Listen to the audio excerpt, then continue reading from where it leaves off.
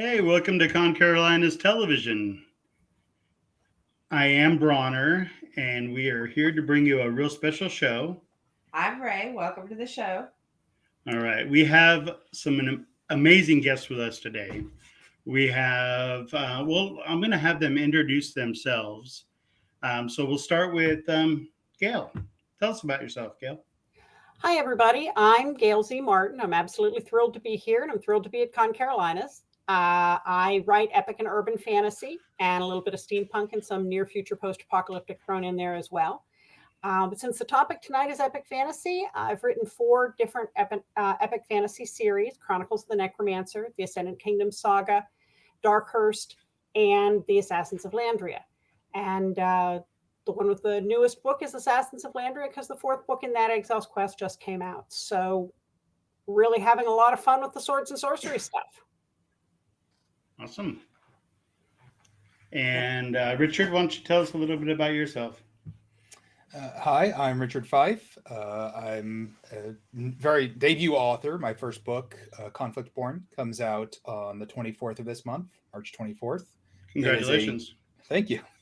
It's a gas lamp fantasy that is in another world and follows all over the place. Has a lot of epic scope to it, even though it's marketed as gas lamp. So I also write science fiction. Have done other epic fantasy novels that aren't published yet that live under the bed, and that kind of stuff. I also direct a couple conventions, Jordan Con and Multiverse Con. I'm involved with those. Wow.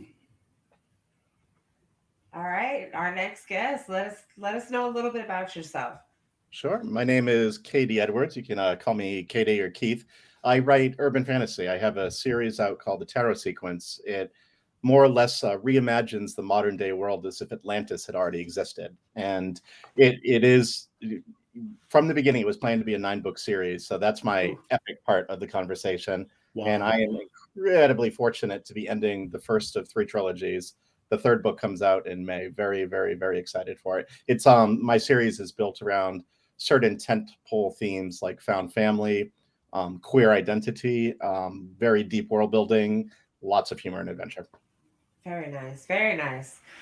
So let's get this started. Let's start firing off questions and learn a little bit about our guests here. Yeah, what do you got for them? I also want to just encourage the people in the chat to chime in with questions. We may or may not have them on our list. So if those are things that you want to hear from these fabulous people, then we will certainly convey those questions to them. The first question I want to ask, of course, you probably have been asked this a million times, is what was your inspiration, or was there a particular person that got you started or author that got you started in doing what you guys do? And Gail, we'll start with you. Oh, okay. Honestly, I wrote the books I wanted to read. There were books with there were stories that I thought, wouldn't it be great to read a book about that? And I didn't find one. So I thought, well, I guess I have to write it. And that's really what kind of got the ball rolling. I joke that it took me 20 years to write the first book, but I've gotten faster since then. So.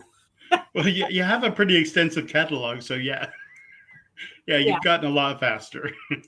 But that was really it. There were stories that I wanted to see in the world and they weren't there. So someone had to bring them in. All right. And Richard, who inspired you? It's lots of things. Probably going back, Tolkien was one of the first things. I remember the old animated Lord of the Rings movie fondly as being something that hooked me into fantasy. Ralph Bakshi, I loved it. Oh yeah, it's terrifying. I don't know why my parents let me watch that. Wasn't as bad as Watership Down. Wasn't as bad as Watership Down. They could always be worse. Yeah, but that Last Unicorn. I then have read The Wheel of Time extensively. So one of my all-time favorites, really. Those are the inspirations for what kind of got me writing. I liked that. I liked what they did and wanted to do it too. I had my own stories. And for the current novel, it was the inspiration really came down to I wanted to write about a villain that had a point. Good deal. Good deal. All right. And Katie, what about you? What or who got you inspired? I don't even remember when I first decided I wanted to be a writer. It's been something that I've always wanted to be an author. Though recently I started, because I get asked that question a lot, and I always talk about the box of Hardy Boy books I had when I was a kid. My mom used to play soap operas, General Hospital and One Life to Live in the background. Talk about teaching yourself dialogue. But I recently remembered, actually, the first experience I ever had with writing for years were Star Wars figures. As a kid, I was just religiously played with Star Wars figures and would make these intricate storylines, not just have them fight, but have these dramatic soap opera-ish back and forth dialogue. So that was the beginning for me, and I haven't looked back since. That's a budding screenwriter. Oh. Maybe. All right. So it looks like Celestial Doorbell wants to know, do you plot or pants the first draft? Plan. We're going to say plan. Plan. So how do you set that up structure-wise? Gail, let's start with you. You're number one. I plot. I have to. Even right now, we are bringing out about a book a month, and there's no way I could write at that speed and just make it up as I go. Even with plotting and outlining, there's still stuff that, I usually get to the 2/3 mark and go, oh, well, that isn't working. So there's still adjustments that need to be made, even with an outline and a plot. But when you get into writing for a living and it's not just a hobby, and you have deadlines to meet, there's a lot of wasted time that can happen if you go down dead ends and have to turn around and delete, a 1/3 of your book and start over. I can't afford that. So I've got to hit as close as I can on the first draft and then clean up. And that means plotting. Good structure. Yeah. Question. Thank you, chat. Yeah, thank you. So let's start with our next question for Gail. How was your first published book received? Did you get a lot of following? Did you come out of the gate running, or was it a slow start? The first book was The Summoner in the Chronicles of the Necromancer that came out from Solaris. In fact, I was the Solaris imprint's launch title. So the imprint launched with my book, which was a tremendous, tailwind to have. For sure. Solaris at the time was owned by Warhammer. And Warhammer had the Black Library, which were gaming-related novels that tied into their games, but then they wanted to have a independent publishing imprint that wasn't in any way tied to their games. Several years later, they discovered that game-related materials are a much easier sell and somewhat more profitable than running a publishing company, and they spun off Solaris, and it got bought, and yada yada yada. But I was Solaris's launch title, and that was tremendous because they put a lot of promotion into the book because it was simultaneously launching the imprint. And so Summoner did very well. Somewhere around, I don't know, more than 15 reprintings. Wow. And translations, and it did very well. The series did very well, and well enough that I'll be coming back to doing a sequel series as soon as I get caught up from some of the things that languished a little bit during the last 3 years of the current unpleasantness. Yeah. Nice. So, Richard, it's going to be slightly different for you, being that this is going to be your first one coming out. So, what's it been like, pushing this first book? It's it feels very much like I'm stumbling in the dark because I've been in publishing and publishing adjacent for 10 years, and it just feels like everything is changing so quickly, especially since the pandemic. But even before then, as Amazon has continued to become the market force and all that, and Facebook is in social media and all that, it's been very, I guess, kind of frightening because it's like there aren't tried and true things to do. Right. I've been having a fun little pre-sale war with a fellow author that's having her book come out coming soon, Sarah J. Sover. We're both going to be launching our books at JordanCon, and John Hartness, the Falstaff publisher, had the bright idea that we should try and have a contest to see who could pre-sell more. So we've been having a fun back and forth snipe, and it's been a fun journey of realizing it's easier to market someone else's book than your own. So it's like all my videos have been a little bit more marketing for hers, and hers have tended to be a little more marketing for mine. So you scratch each other's backs. Yeah. Right. Yeah, and it sounds like a good partnership. And it's been a fun thing that people are enjoying and laughing with us, instead of it just being a whole bunch of, hey, buy my book, it's coming out. Right. So Yeah. Well, you're going to get some people from this, that including myself, that are going to step out and buy your book and not buy her book at this point until the battle is over. And as you well should, because the prize is the loser has to buy the winner a bottle of liquor. Okay. And so you're a I got a nice Scotch bottle man. of Scotch. Yeah, I got some buddy. All Scotch right here. KD. So how was it putting your first book out there? That was scary as hell. It Can imagine. nothing is like getting the first one out there. I mean, that's the ultimate, sticking your child on the corner, first Birthing your child. Yeah. type feeling. But what's that phrase that like? It's like letting your child out of the house for the first time, and then burying them in the backyard or something gruesome and graphic. Because you're not just putting your child out in the world, but you're opening it up to rejection. But Sure. in my case, it went really well. I'm fairly blessed with my readers. They're just amazing. They're amazing and supportive. And even when they have critical feedback, they tend to be exceptionally positive, to the point where I read every review, like every user or review on Goodreads and Amazon. I've always taken the time to read every single word of it, because most of it's helped me build the rest of the series. But, when I first started out, it wasn't to publish one book. It was to publish 9 from the very beginning. The entire series was kind of formed outline right out the gate. So it's been just amazing. Like, my readers have followed me and they've grown. So I'm really, really excited to see what happens with the third book. Wow, that's awesome. Yeah. All right, so I'm going to kind of jump on the question from the chat and kind of just ask you in a little bit of a different way.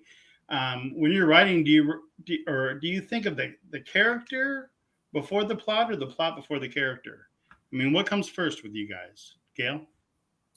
It really depends on the series. There have been series where I got the people, or at least the main character, clearly in my mind before I got the world, and then I had to build the world that would fit the character.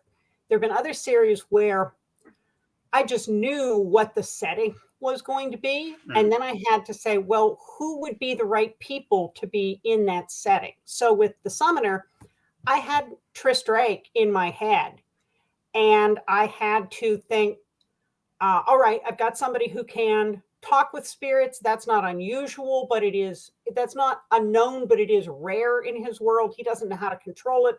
What would a world look like if that was part of it?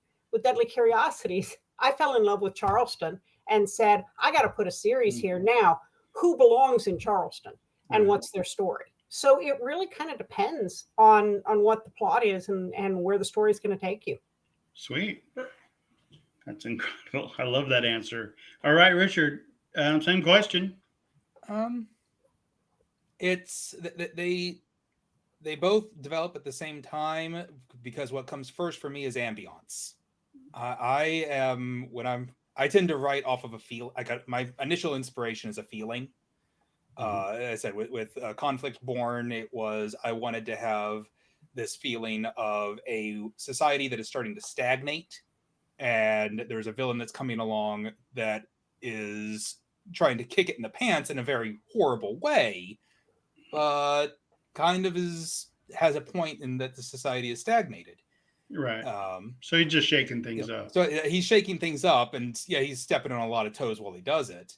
but Would be fun if you didn't. Right. exactly. And then out of that became, okay, well, what characters would rise up from this? What is the, where's the conflict? And it was born. Oh, I have another novel that I'm currently working on that is came out of a discussion with just some friends, and it's a Midwest Gothic that's going to be about just creepy eldritch things happening in Nebraska, and it's going to, that came out of, okay, I want this very weird, creepy feeling.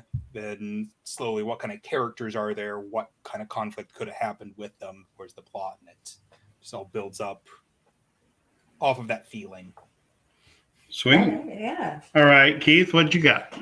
Yeah, I've always, at least for the type of series that I'm trying to write, readers are going to be impressed with a good plot, but they follow the characters. They follow the characters from book to book. Like I said, I read every review, so I know what they're reacting to, and they're reacting to the characters, the interaction, the development, the found family is just such a powerful motivator to get people to respond to writing, I found. And that's one of the core principles of my book. And also, this is my life's work. I mean, I've admitted, I have, with the amount of novels I have left and one spinoff in this universe, I know that this is where my writing is going to be done. So if I didn't like the characters, I'd be in trouble.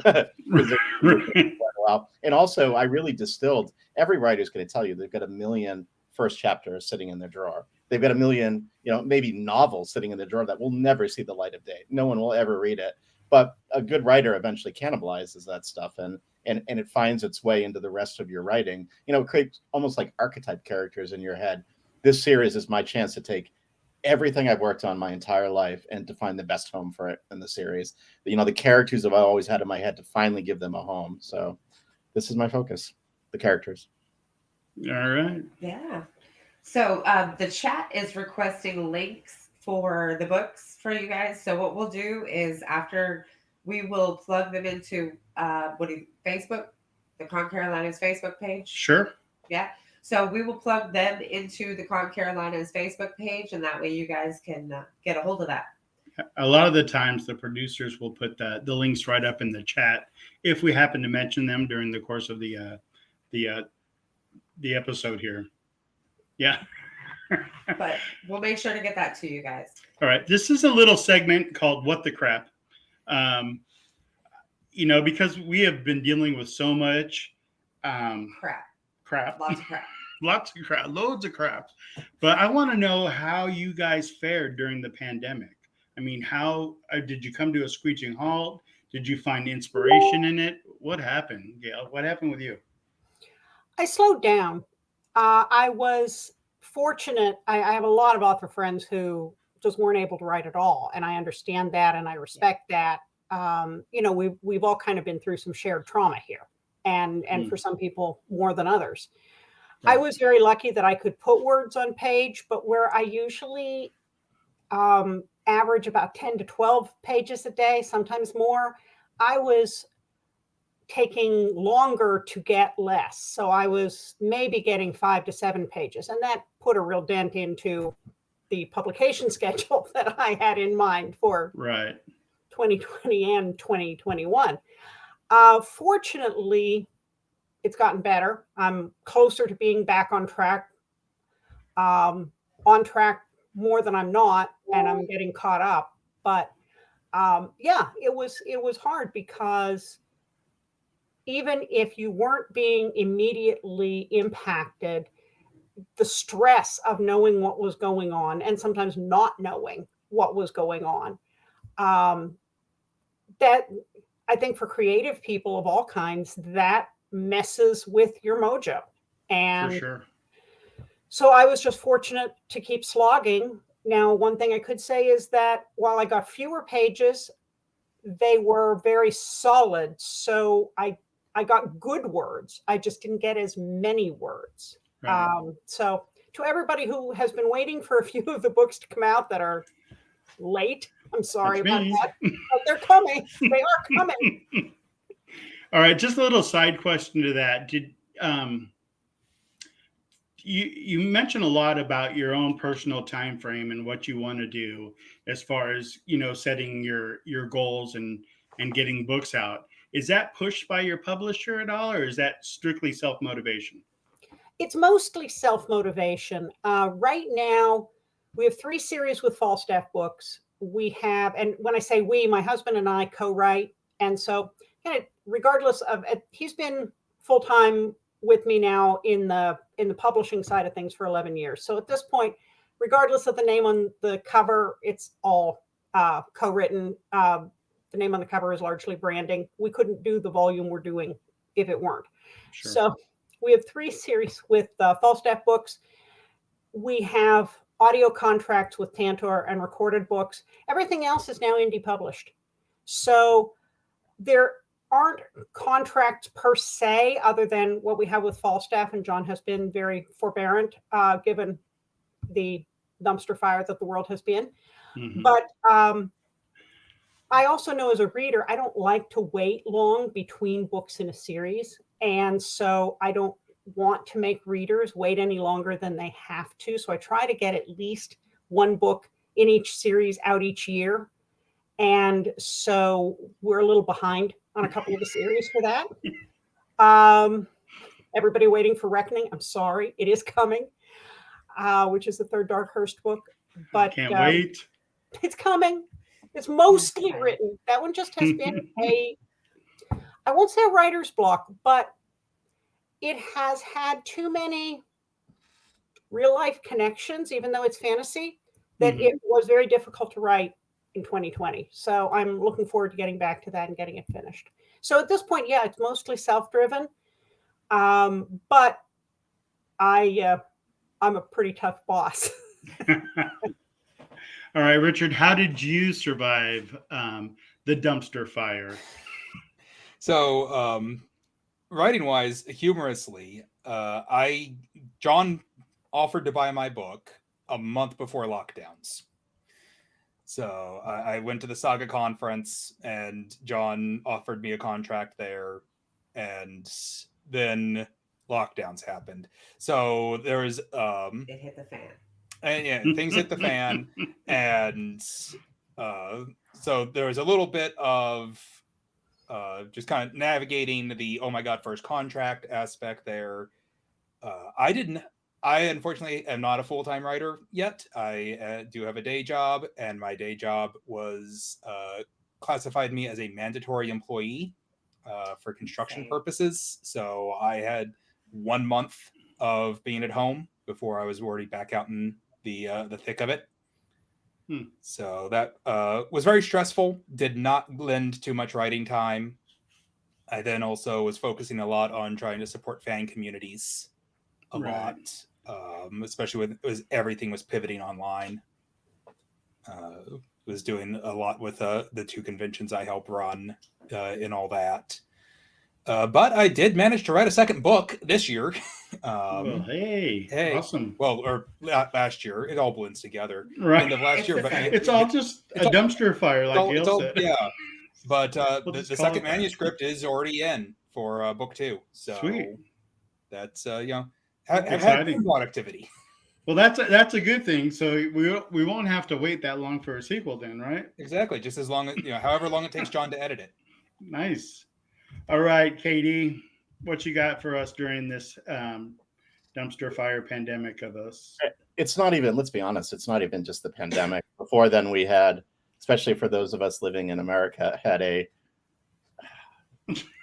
politically there was a political pandemic too. That preceding pandemic. There sure was. Another dumpster fire. It was another dumpster fire. Dumpster swamp. Staying focused during that time was tough. It did take me 2 years to get my my 3rd book out, but the way I dealt with it, one of the things I've always done is I do a lot of free content, what I call between the novels stuff, and I put my characters through a pandemic. One day I just started writing, and I did. My main character did panic shopping, like where he comes back with no toilet paper and 7 varieties of cheese, and then I wrote another little snippet about them sawing, paper towel rolls in half, and what it's like to get on each other's nerves, and how the remote falling in the couch would start a household war. And I would post every day, and I found that my readers were scared too. So like we were scared together. We shared this experience. Even my characters of here we write urban fantasy where these people can destroy mountains and they can't defeat a virus, and what that must feel like, to put someone like that in that position. It turned out to be the best thing I did. It saved me emotionally and mentally. I used to work in an office, and now I'm almost permanently probably going to be in work from home status. And it worked for me, but that's a huge life shift. And I love my day job, so that's great. But it was putting my characters through the quarantine was my way through it, and it's phased out in my fantasy world by the beginning of the third book. But it gave me a lot of room to explore some really core emotions that I could share with my readers. Well, and I guess I should mention that my pandemic project was starting Continual, which is the online ongoing multi-genre convention that never ends. Yeah. And I was actually at Disney World when the world shut down. And, we were there when the parks closed and they pushed you out the gate and the hotels went dark. And we'd been talking about it, about starting some sort of online meeting place where we could pull together genres and fandoms and really kind of bring people together aside from the issues of geography and cost and travel. And I thought this is going to be perfect for however long this lasts. And, we'll get established, and then the plan is to be truly continual. So right. I got the page, got the name, got the page set up, and then messaged, as I want to do, a bunch of my friends and said, so I did a thing. You guys want to be in on it? Those are always dangerous words to hear from me. Hartness was part of that.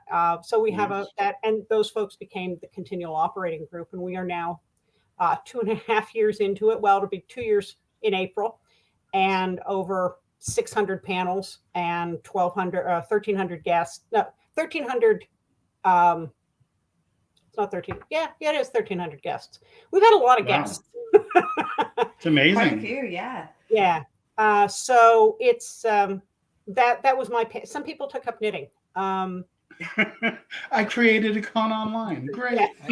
It was super appreciated Kudos. Because Continual was huge for Multiverse as a source of consulting for when we did our online con.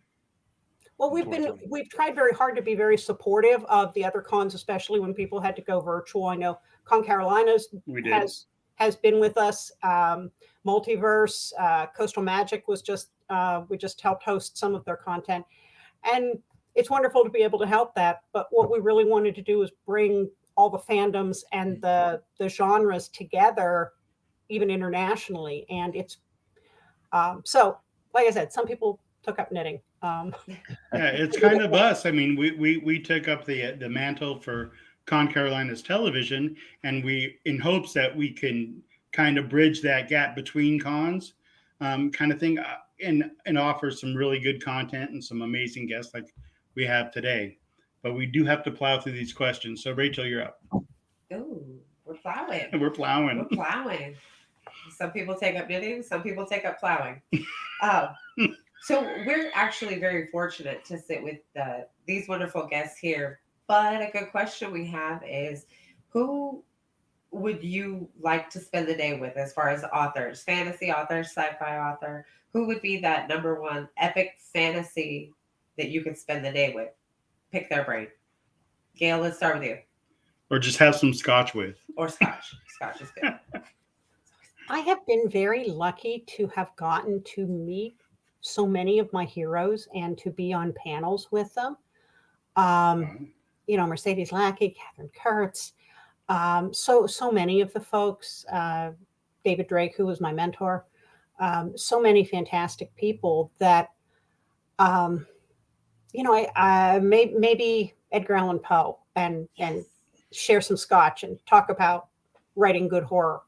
But I have been truly, truly blessed to be able to meet so many folks who, were the ones I looked up to as I was, that putting it out. That is awesome. That is a wonderful thing. Hopefully, we can have some of those authors on here one day. Not Poe. I think he's Not looking so good these days. The Right. pandemic didn't do well for him. What about you, Richard? I'm similar to Gail, that I've been around the con circuit enough that I've met a lot of my heroes. But one I never did get to meet was Robert Jordan. He passed before I was able to actually start getting out to conventions. I've been very fortunate to meet his family and become very good friends with his family, which makes it all the more regretful as I hear the stories about what an insightful and intelligent man he was, and fun. Yeah. That I wish I could have had at least a day to pick his brain.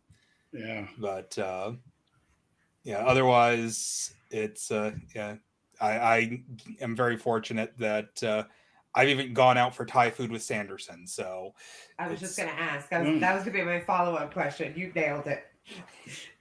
yeah, that was a fun week. We actually ran away from a convention. This was before he got super huge. A bunch of us semi-kidnapped him and went out to Thai food a few blocks from a con. So I love that. That would be fun. Katie, how about you? I haven't met as many authors yet. I'm still relatively new to the con circuit within the last few years, but Robin Hobb, I would love to sit down with. Robin Hobb and Nora Roberts. Nora Roberts, ask her how she writes as quickly as she does. And I actually like a lot of her books under the J.D. Robb name, the in-depth books. Like, how do you write those, like, 2 a year? How do you, without jeopardizing a lot of the quality? But Robin Hobb, I think, is probably one of the best living fantasy authors, and what she does with, she's famous for her as I lay dying moments, she writes characters over the course of generations. So people age and they die. And I mean, she couldn't make me just sob. I mean, literally 40 minutes straight, the collar of my sweater was wet and I couldn't even tell you what I was sobbing about. I still remember the moment on one of them. I would love to know how she approaches doing something like that. I mean, she writes books that are going to stand the test of time. So I thought that'd be a really interesting conversation. Awesome. So we've got a question in the chat here. What is the character that you love to hate or hate to love? Anybody? It's a coin toss. Of ours, or Yeah. Somebody you've written that you don't really like them. You do like them. Maybe your fans love them and you hate them. And you don't. Do you kill them? What do you do? Gail will kill them off.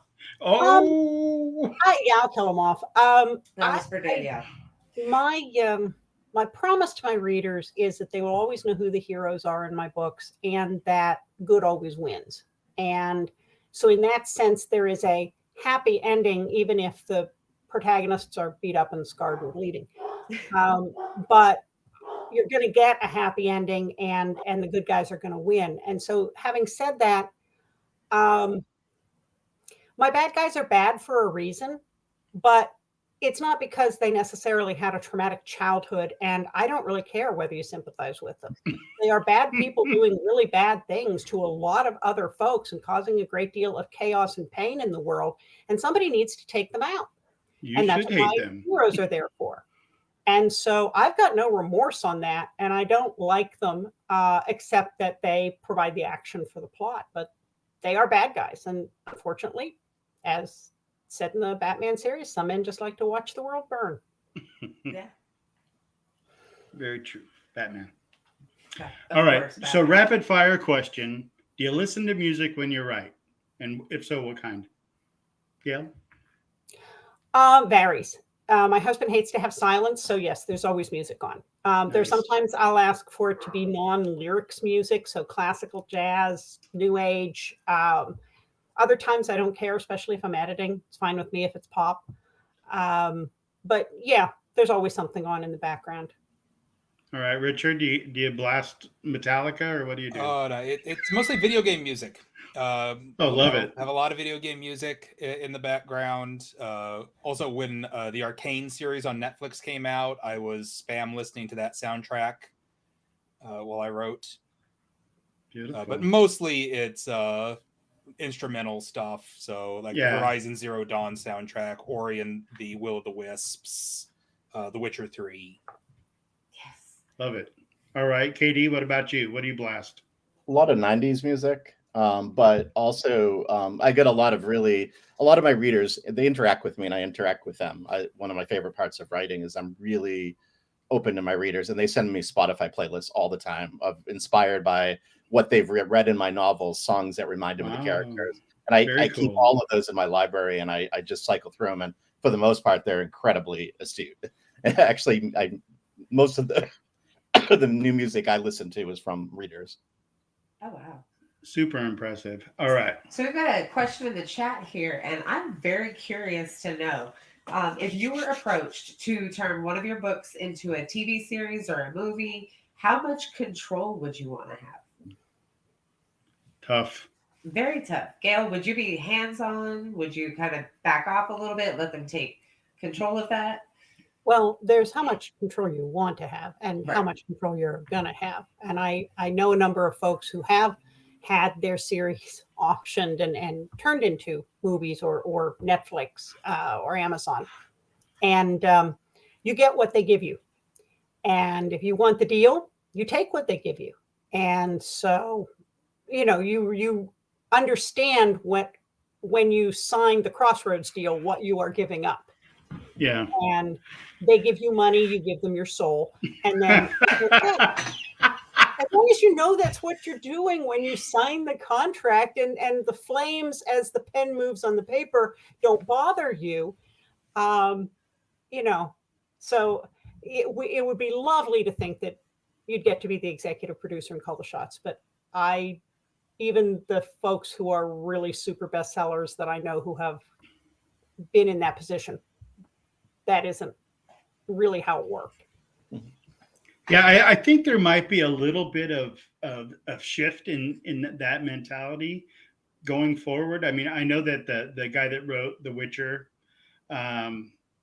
is really like very much involved in the show, and they do go to him for all of creative licensing and what they do. So I'm hoping that it's shifting, because we're huge fans of the Wheel of Time series. So we watched that with moderate disappointment, but still very intrigued by it. I know it's a lot. 14 books or whatever to cram into however many seasons they're going to have, if they're going to have any more. I don't know the answer to that question. Oh, but they're I bringing hope that through season 3. Oh, good. So I hope that at least the shift is there. So hopefully that you guys will be well represented when it comes to making movies out of your material. Great question. I'm reminded of some interviews I've seen with Ty Frank and Daniel Abram with The Expanse, because they were very hands-on. They were in the writer's room, and then they both said that early on they had to relearn how to write, basically, because writing for the visual medium is very different than writing for the page. And there's a lot of authors that might not understand that and get too caught. Like, we already hate writing summaries. We write epic fantasy for a reason. We don't want to write a synopsis or a blurb. And then figuring out how to trim it down to fit the visual medium, because there's always going to be something lost. Right. Yeah, an hour-long script is about 100 pages. And all of the time you spend describing a scene in a book takes 10 seconds on TV, because you just show it to people and it's there. So what you've really got to work with is the dialogue. And now you're distilling the whole essence of the book into basically dialogue and hoping that the actors can carry it. It is a very different thing. It's stripped down to the bone. And it's a hard thing to at least swallow, I would imagine, as an author, because you have your fan base that are criticizing those types of, I'm chopping this, I'm cutting this, there's no room for this. I mean, you're losing some of the essence, and hopefully you can find a way to bring it all together. But when you write epic fantasy, it's hard to do. I mean, I'll equate it to Stephen King books turning into movies. It's just super hard for you to take 1,000 pages of words and throw it up on a screen for an hour and 30 minutes. I mean, you would literally have to have a series. And I think that's where we broke our ground is we got the things like, what George R. Martin was doing and Game of Thrones. And we did break some serious ground on that. So hopefully going forward, our fan base or your fan base or everyone's fan base is going to take a look at that and have a better understanding of it, not be so critical of it in the future. I think also that some reading tastes have changed because people have gotten used to binge watching. I think attention spans in general are a little shorter than they used to be. And I know even with my epics, I'm writing them shorter these days. The first series were 600 pages a book, 175,000 words. The Assassins of Landria series was designed to be buddy flick epic fantasy that was shorter, really just the hero's thread instead of 4 or 5 different simultaneous braided threads, and coming in at about a third of the length for people.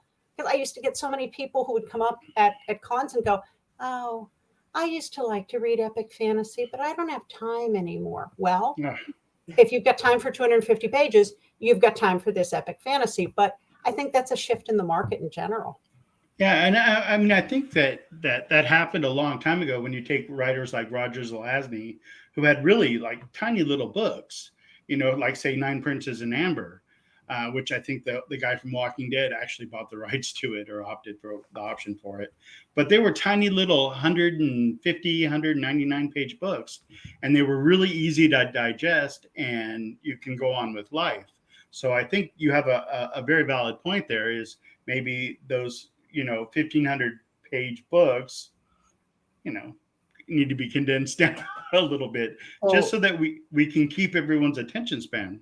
There are folks who still love that, and that's great. Let's keep producing for them. But let's not leave the folks behind who don't have the time for that and can't make that commitment. Let's make sure that there's something for them too.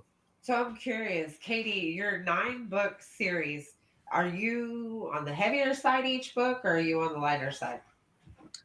I want to entertain from the beginning. It was really important for me. I want people to laugh. I want them to love the characters. I want them to just sit around and follow the characters around and be interested in the dialogue they're having. But I was nursed on TV and more than books in a lot of cases. And the pandemic, my habits switched entirely from reading all the time to watching TV all the time. And it made a difference in my writing so that I feel my writing is more almost like a screenplay than it is an actual book. And part of me thinks that, like talking about the Amber books and also, even Robert Jordan and things from the past, I like what they're doing nowadays to update some of the material. Let's be, honest about that. Yeah. I think a lot of what we talk about epic fantasy, and the first thing you think is a book like this, this thing, because that's what it started with. That was the foundation. That was the Tolkien. But I love seeing what's going on now because we have so many more diverse voices coming into the field, so many more ideas of what does epic fantasy mean. It doesn't need to be 1,000 pages of description. It can be exciting character development and dialogue. We're in a really interesting age where, TV and books and video games, they're all kind of blurring the lines between each other. A good video game is like living a book. It's like controlling a movie. I'm playing, Horizon right now. So I'm excited to see what's happening. And, as for whether my stuff ever turned, I've had an experience where I actually had a producer and a screenwriter who did a synopsis or a first episode of what a TV series would look like in my book. But what Gail said is completely right. You've got to just know that you're giving up all control when you set that stuff in other world. Like you're sending your baby out. The series is set in Atlantis, and then its script came back as a buddy PI procedural in South Boston. So, and South Boston, Atlantis. The screenwriter is fantastic. It had so much respect for the people involved, but it gave me a good appreciation for like what that angle of the industry is, and I don't have unrealistic expectations. Right, unless you, like you say, you can executive produce, then it's your movie.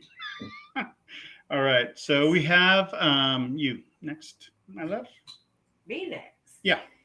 What is one of your guilty pleasures when reading? You know, you guys have been writing for a long time. What about your reading? I Like- prefer to be outside. Someone mentioned Nora Roberts. I mean, That's absolutely fine. The in-depth series. The Don't Eve Dallas judge. I series. love Nora Roberts. yeah, she does. I don't know that I feel guilty about it, but I love reading supernatural fan fiction. Yes. That's kind of my happy place, and so that's a oasis for me, Love that. and I don't feel a bit of guilt about it. Yeah. All right, Mr. Fife. It's if I was thinking about, you know, what's my guilty consumption of creatives, it's not so much reading as playing. Katie brought up Horizon. I am deep in Horizon right now, and That's big right now. I have so many of my friends that have like gotten so much farther in the game, but I play it slow because I refuse to fast travel because the game's too beautiful, and I just want to walk around and hear the little bits of dialogue, the little conversations going on from the NPCs, and just the tiny little stories that are all around. I just love those little character stories that are in the book, that are in games like this, in open world games. Yeah. I don't even sprint my character. I don't even sprint Aloy in that book because in that game, because I like exactly what you're saying, like slowly walking through it. It's so gorgeous. Smell the roses. Mm. Yeah, I think I have all those guilty pleasures combined. All right. So, what risks have you taken with your writing, and has it paid off? Like out of the box kind of risk. Have you done that, Gail? Yeah, I mean, I jumped publishers when Solaris was sold and went to Hachette, and that was a risk. And I brought out the Deadly Curiosities series, which is urban fantasy, when up to that point I'd only written epic. And then we also brought out the Jake Desmond books, which were steampunk. And then we decided that we could write faster than traditional publishing could handle. So we went indie by and large. And those have all been risks, but they paid off wonderfully in terms of satisfaction and productivity and just getting to write the stuff you want to write. Yeah, and that's what it's about, right? Love that. What about you, Richard? What risk have you taken? Many moons ago, I decided to write a serialized novel that I wrote a 5,000 word chapter and got it up on a website for people to read weekly. And I completely pantsed it. I was a plotter, like exclusively an architect over plotter before this. And I went into it saying, okay, I want to focus on character. I want to focus on dialogue and completely push all my comfort zones. And I was maybe 2 weeks ahead in plotting and even knowing where this story was going. I got about 13 weeks into it and said, okay, here's all the plot threads. Let's start actually make a framework to where I'm going. But even that got really off the rails by the end. But it was hugely formative to me to make me learn how to write dialogue, to make me learn how to listen to my characters about where the story needs to go. So my characters were more living instead of just little puppets that were dancing to my tune. Right. So in essence, you just became a better writer doing that. So yes. It paid off. Yeah, it's a huge thing. Always push your comfort zones. Find some project to push your comfort zones. Keith, what about you, risk-wise? 9 books, like starting from the beginning, saying, I mean,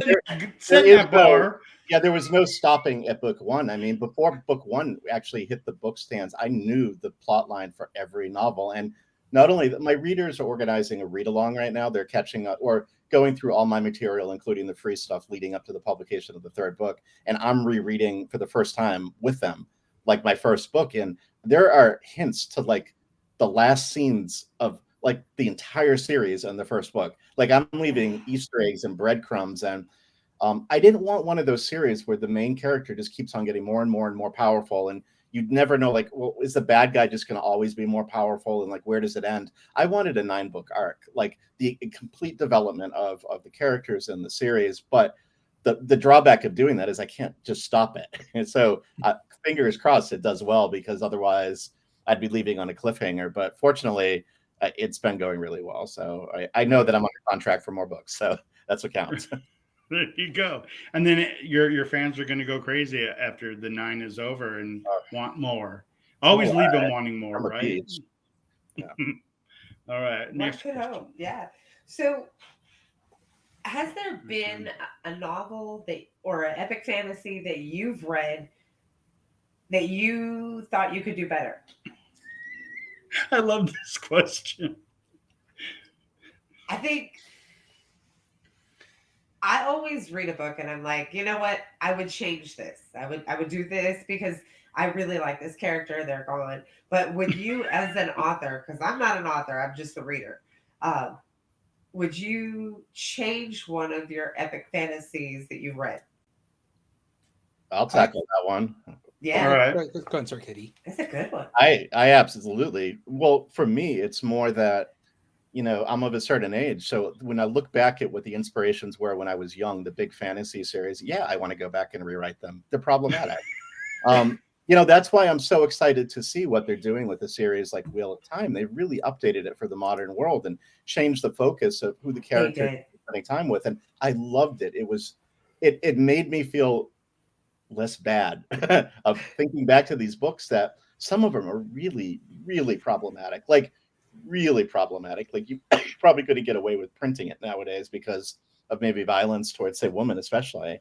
Right.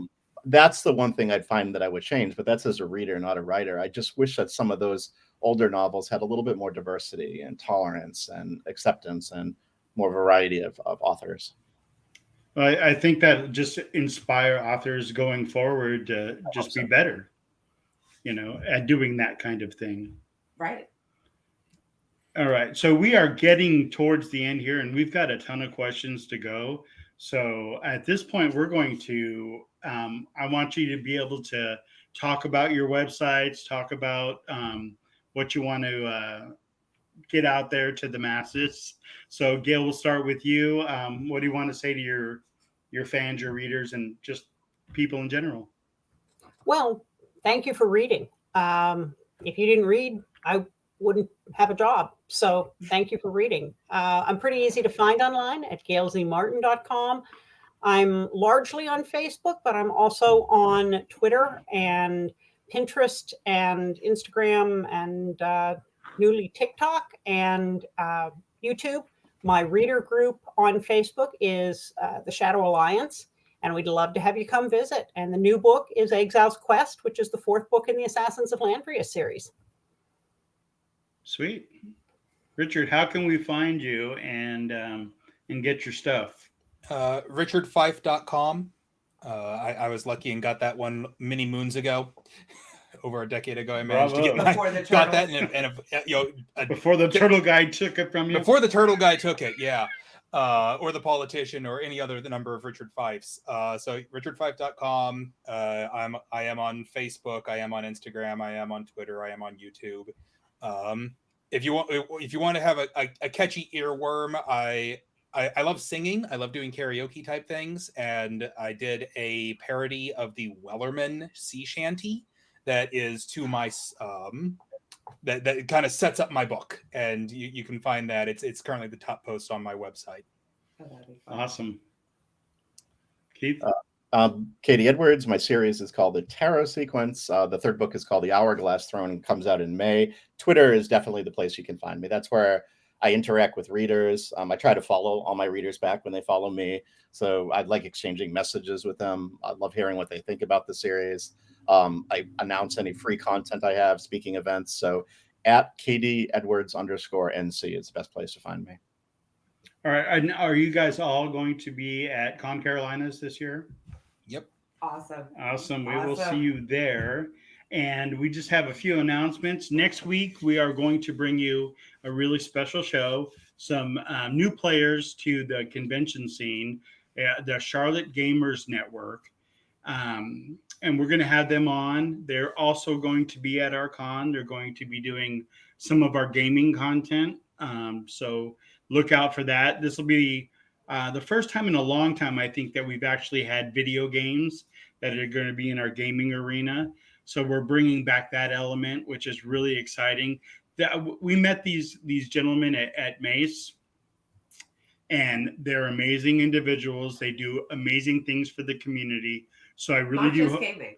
Yeah. They have a lot going on right now. Oh, yeah. Check them out on Facebook. And I'm hoping that they're going to bring me some fun and some excitement and maybe a few drag queens, because they just have it all, and it's going to be amazing. And then we have in a couple of weeks we'll have our Morbius show, which will welcome back Arugs and John Dondero as our panel, and we're going to discuss all things Morbius, and we're really excited for that. And I'm hoping that Jared Leto will have his redemption role. And so if Pattinson can have his redemption role, then Leto can have his redemption role. So I'm really excited about the shows coming up. And then there's just a ton more content coming up. LARPing, we're going to discuss a whole bunch of different things. And those are weeks to come. So just keep an eye out for the videos that I've put out that are going to kind of coming soon videos. That's going to be a fun thing for us to do. I want to take time to thank our wonderful guests today. They all had amazing insight. You have something to say? No, I just said absolutely. And thank you to you guys in the chat. You guys have come up with some really good questions. And hopefully we were able to get some answers for you guys. But thank all three of you for showing up and chatting with us for a little bit. Very much so. And with that, I'm Bronner. I'm Ray. And we'd like to say just peace and love to everybody. So, and we'll see you next week. And thanks, guys. Great show.